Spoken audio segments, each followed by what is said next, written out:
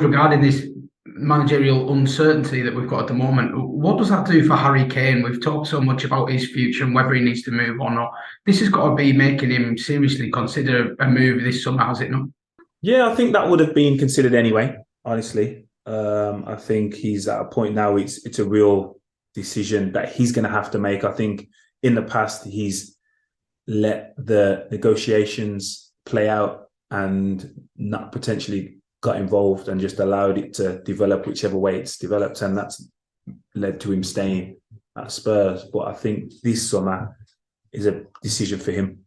I think he's going to have to state what he wants to do and make everybody aware that he wants to leave to join someone else or stay and be a part of something potentially great at Spurs if they do break that duck of titles. But again, it's going to have to be clear to the incoming manager what that is. The last thing you're going to want to do is being told we're keeping him and he wants to leave, or being told there's going to be money to spend and he's staying and there isn't any money to spend. You just want to be clear, honest, so you can just plan for your process and your reign in charge. So yeah, it's a big summer for Harry Kane, but one thing you can never question is professionalism to his craft in regards to how he goes about the pitch and how he performs. So it's his decision, and I don't know what that's going to be.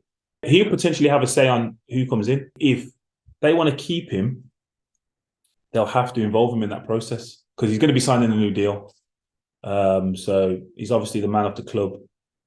So it's kind of like, yeah, he's going to have to be involved in that process. But we've seen at other teams and other clubs that when managers go in there, necessarily do they want someone with more power than them? You don't know. You know what I mean? So there may be a manager coming in saying, I think it's time for whatever reason. So, and I'm thinking Arteta and Arsenal, when I'm saying that, I'm thinking he was looking at, well, who has status and power?